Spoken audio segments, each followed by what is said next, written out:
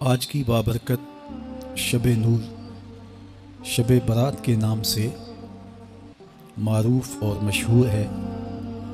اس بابرکت شب کے دامن میں اتنی برکتیں اور اتنی رحمتیں ہیں کہ اللہ جل شانہ گناہ گاروں کو جہنم کی آگ سے آزاد فرما دیتا ہے۔ ام المومنین سیدہ طیبہ طاہرہ سیدہ عائشہ صدیقہ رضی اللہ تعالی عنہا فرماتی ہیں، ایک دن میں دیکھا کہ حضور میرے حجرہ میں نہیں ہیں، تو میں حضور کو تلاش کرنے نکلی۔ جنت البقیع میں آسمان کی طرف سر اٹھائے حضور اللہ سے التجائیں کر رہے تھے۔ مجھے دیکھا تو ارشاد فرمایا، عائشہ کیا تم نے یہ سمجھا کہ اللہ کا رسول تم سے زیادتی کرے گا؟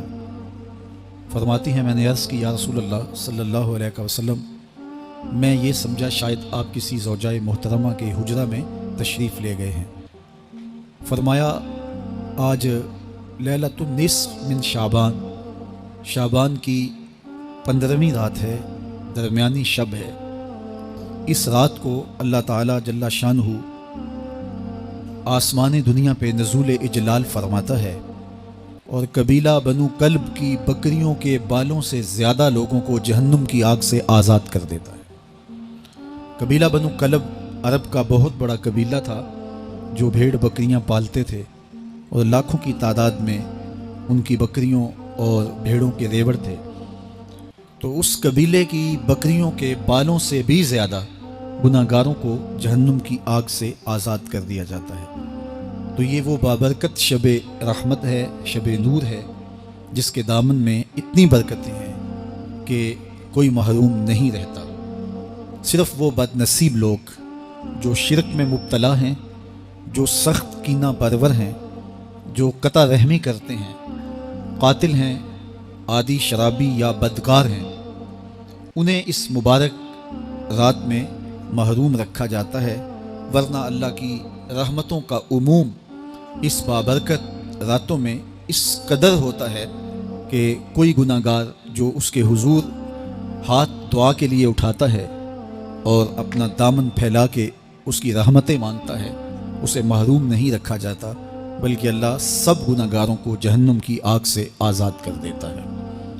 ایک روایت میں آتا ہے کہ اللہ لیلۃ النصف من شعبان، شعبان کی 15ویں رات کو آسمان دنیا پہ اپنی رحمتوں سے جلوہ گر ہوتا ہے اور فرماتا ہے کوئی رزق مانگنے والا، میں اس کی جھولیاں بھر دوں، ہے کوئی مغفرت طلب کرنے والا، میں اس کے گناہ معاف کر دوں، ہے کوئی مجھ سے عافیت مانگنے والا، میں اس کو عافیتوں سے نواز دوں، ہے کوئی فلاں چیز مانگنے والا، ہے کوئی فلاں چیز مانگنے والا، اس کی رحمتیں آواز دیتی ہیں اور یہ آواز غروب آفتاب سے لے کر کے طلوع فجر تک مسلسل بندوں کو دی جاتی ہے، اور بندے اس کے حضور اگر دست طلب دراز کریں، اپنی جھولی پھیلائیں، تو اللہ تعالیٰ ان کو ان کے مانگنے سے بھی زیادہ عطا فرماتا ہے۔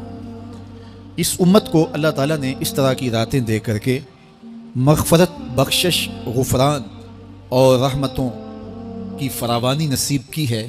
میرے حضور نے ارشاد فرمایا، ایک شخص صبح سے لے کے ظہر تک مزدوری کرتا ہے، اس کو ایک قیراط ملتا ہے۔ ایک ظہر سے لے کر عصر تک مزدوری کرتا ہے، اس کا وقت تھوڑا ہے لیکن اس کو بھی ایک قیراط ملتا ہے۔ اور تیسرا شخص عصر سے لے کر مغرب تک مزدوری کرتا ہے، اس کو 2 قیراط ملتے ہیں، جبکہ اس کا وقت دونوں سے کم ہے۔ فرمایا، پہلی مثال یہود کی ہے، دوسری مثال نصارہ کی ہے، اور تیسری مثال میری امت کی ہے کہ اس کو تھوڑے عمل پر زیادہ ثواب دیا جاتا ہے۔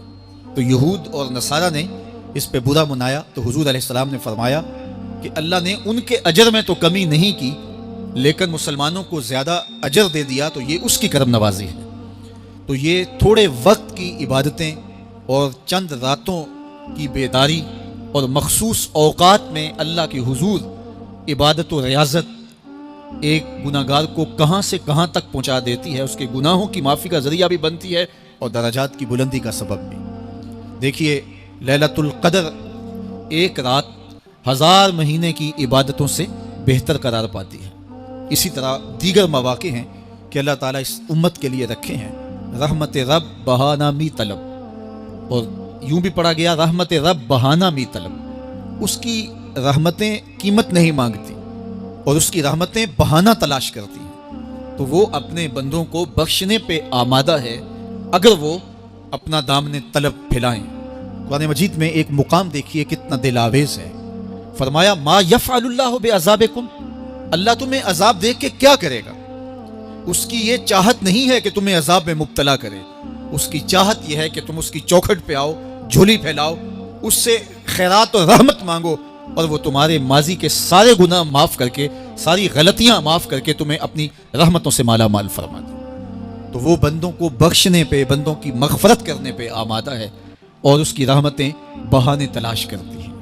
अल्लाह अकबर। और दूसरी जानब उसके बंदे, उसके ममलूक, उसकी मखलूक और मखलूक की गुनाहगार और नेकोकार उसकी रहमतों के तालिब होते हैं। बल्कि वो गुनाह करने के बाद जब माफ़ी मांगते हैं तो अल्लाह को ये माफ़ी बहुत पसंद है। माफ़ी मांगना, उसके हुजूर अपने दामन को फैलाना, वो उसको बहुत ज़्यादा महबूब है। इंसान की फितरत के अंदर गुनाह रखा गया है।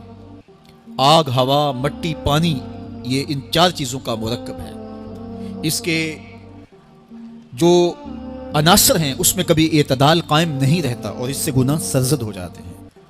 गुनाह करने के बाद बंदे का उस गुनाह पे असरार करना, अड़ जाना, जिद करना, तौबा न करना अल्लाह को ये पसंद नहीं। लेकिन अगर उससे गुनाह सरजद हो जाए तो फिर वो तौबा कर ले तो अल्लाह को ये बहुत ज़्यादा पसंद है। जो उससे हो सके नेकी वो अल्लाह के हुजूर पेश करे। लेकिन उसके अंदर जो शर रखी गई है, उसके अंदर जो कुव्वतें गुनाह की रखी गई हैं, उससे अगर उससे गुनाह सरजद हो जाए तो फिर वो अल्लाह से तौबा करे, अल्लाह की तरफ रुजू करे। तो अल्लाह उसकी तौबा को न सिर्फ कबूल करता है बल्कि उसके गुनाहों को माफ़ करता है और गुनाहों को बदल के नेकियों में तब्दील कर देता है। जब गुनाह नेकियों में तब्दील हो गए तो जितना बड़ा गुनाहगार था उतना बड़ा नेकोकार हो गया। हज़रत सैयदना उमर रज़ियल्लाहु ताला अन्हु बाजार में जा रहे थे तो एक शराबी ने हाथ में बोतल पकड़ी थी शराब की। तो हज़रत उमर हाथ में दुर्रा रखते थे और आपका जाहो जलाल दीतनीत होता। तो जो ही हज़रत उमर रज़ियल्लाहु ताला अन्हु को उसने देखा तो डर गया और दिल ही दिल में कहा, ए अल्लाह आज उमर के कहर से बचा ले, मैं तेरी बारगाह में सच्ची तौबा करता हूँ। और जल्दी से शराब को बगल में छुपा लिया। इतने में हज़रत उमर सर पे पहुँच गए और गरज कर कड़क के कहा कि ये तेरी बगल में क्या है। क्योंकि उसको बोतल छुपाते देखा था तो वो डर गया और डरते डरते कहने लगा, हज़रत ये सिरका है। अब थी तो शराब, लेकिन डरते हुए बोला, हज़रत सिरका है। तो हज़रत उमर ने कहा, निकाल। जब निकाला तो शराब नहीं थी, वाकई सिरका बन चुका था। तो जब अल्लाह के हुजूर कोई तौबा करता है, अल्लाह उसके गुनाहों को बदल के नेकियों में तब्दील कर देता है। हदीस पाक में आता है कि क़यामत के दिन अल्लाह एक शख्स को कहेगा कि अपना नामा आमाल पढ़। तो वो नामा आमाल पढ़ने लग जाएगा। तो नामा आमाल के अंदर छोटे गुनाह भी होंगे, बड़े गुनाह भी होंगे। तो अल्लाह से हया करते हुए, शर्म करते हुए वो बड़े बड़े गुनाहों को छोड़ता जाएगा और छोटे छोटे गुनाहों को पढ़ता रहेगा। जब वो सारे गुनाह पढ़ चुकेगा और किताब ख़त्म होगी तो अल्लाह ताला उससे फरमाएगा, मेरे बंदे तूने ये जितने गुनाह पढ़े हैं मैंने सब को बदल के नेकियों में तब्दील कर दिया। तो बंदा कहेगा, अल्लाह अभी तो मेरे बड़े बड़े गुनाह रहते हैं जो मैंने पढ़े ही नहीं। फ़दाहिकन नबिय्यु हत्ता बदत अनियाबहु। हुजूर जब ये बयान फरमा रहे थे तो हुजूर इतना मुस्कराए कि सहाबा ने हुजूर की दाढ़ें देख ली। तो पहले वो बड़े बड़े गुनाह छोड़े जा रहा था, लेकिन जब अल्लाह फरमाएगा कि मैं तेरे गुनाहों को बदल के नेकियों में तब्दील कर दिया, वो कहेगा अभी तो बड़े बड़े गुनाह रहते हैं जो मैंने अभी पढ़े ही नहीं। तो जब कोई बंदा उसके हुजूर तौबा करता है, अल्लाह ये नहीं देखता इसने गुनाह कितने किए हैं, ये देखता है बंदा आया मेरी चौखट पे है, तो अल्लाह उसके पिछले सारे गुनाह माफ फरमा देता है। अल्लाह अकबर। मेरे और आपके आका व मौला ने अल्लाह के हुजूर तौबा करने और उस पर अल्लाह की खुशी और अल्लाह की खुशनुदी का जिक्र करते हुए एक मिसाल बयान फरमाई कि एक शख्स सहरा में सफ़र कर रहा था। तो वो एक दरख्त के नीचे दोपहर काटने के लिए, सस्ताने के लिए रुक गया और दरख्त के साथ अपने ऊँट को बांध दिया और ख़ुद लेट गया ताकि दोपहर काट लो। थोड़ी देर के बाद जब उसकी आंख खुली तो उसने क्या देखा कि ऊँट माँ साजो सामान के साथ गायब है। अब सहरा में ऊँट का गुम हो जाना गोया जिंदगी चले जाने के मुतरादिफ है। तो उसने दाएं बाएं भाग दौड़ के देखा कि कहीं ऊँट का निशान मिल जाए, लेकिन ऊँट का निशान नहीं मिला। ताहद्दे नज़र कोई इंसानी आबादी नहीं। वो भागा اور تھک ہار کے دوبارہ اسی درخت کے نیچے بیٹھ گیا اور پیاس سے ہلکان ہوا جا رہا تھا اور درخت کے ساتھ ٹیک لگا کے لیٹ گیا اور موت کا انتظار کرنے لگا۔ جن لوگوں نے صحرا کا سفر کیا ہے ان کو اس بات کا اندازہ ہوگا کہ کئی 100 میل تک انسانی آبادی ہی نہیں، اب نہ کچھ کھانے کے لیے بچا نہ کچھ پینے کے لیے بچا، اونٹ بھی غائب ہو گیا، توشا بھی ساتھ ہی چلا گیا، تو اب ظاہر ہے سیدھی موت ہی نظر آ رہی ہے۔ تو وہ اس درخت کے ساتھ ٹیک لگا کے بیٹھ جاتا ہے اور موت کا منتظر ہوتا ہے۔ تھوڑی دیر کے بعد پھر اس کی دوبارہ آنکھ لگ جاتی ہے۔ جب دوبارہ آنکھ لگتی ہے تو تھوڑی دیر بعد پھر آنکھ کھلتی ہے۔ جب دوبارہ آنکھ کھلتی ہے تو دیکھتا ہے کہ اونٹ جو گما تھا ماں ساز و سامان کے اس کے پاس کھڑا ہے۔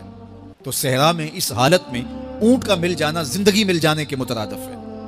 تو وہ اتنا خوش ہوا کہ خوشی کی انتہا نہ رہی، بلکہ مسرتوں کے ہجوم میں درک گیا اور کہنے کیا لگا، اللہم انت عبدی وانا ربک، اے اللہ تو میرا بندہ اور میں تیرا رب۔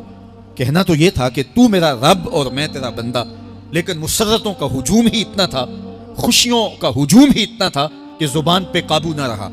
کسی کے آنے سے ایسے ہوش اڑے ساقی کے، شراب سیخ پہ ڈالی اور بوتل میں کباب۔ کہنا یہ تھا اللہم انت ربی وانا عبدک، لیکن اس قدر خوش ہوا جب بھی تیری قربت کے امکان نظر آئے ہم اتنے خوش ہوئے کہ پریشان نظر آئے۔ تو کہنا یہ تھا کہ اے اللہ تو میرا رب اور میں تیرا بندہ، لیکن خوشیوں کے ہجوم میں وہ کہتا ہے اللہم انت عبدی وانا ربک، اے اللہ تو میرا بندہ اور میں تیرا رب۔ حضور یہ بات بیان کرنے کے بعد صحابہ سے پوچھتے ہیں کہ ذرا بتاؤ اس بندے کو کتنی خوشی ہوئی کہ خوشی میں زبان بھی قابو نہ رہی اور اپنے آپ پہ کنٹرول نہ رہا، اور خوشیوں کے ہجوم میں اسے یہ بھی پتہ نہیں چل رہا کہ وہ کیا بول رہا ہے۔ تو صحابہ نے عرض کی حضور بہت زیادہ اسے خوشی ہوئی۔ تو میرے حضور نے یہ بات کرنے کے بعد ارشاد فرمایا، جس طرح اس کو گما ہوا اونٹ ملا اور اس کی خوشی کی انتہا نہ رہی، تو فرمایا جب کوئی شخص توبہ کرتا ہے اور اللہ کی حضور پلٹ کے آتا ہے، گناہوں سے معافی مانگ کے اس کی دہلیز پہ آتا ہے، میرے حضور نے فرمایا اللہ اس سے بھی زیادہ خوش ہوتا ہے کہ میرا بندہ میری چوکھٹ پہ آ گیا۔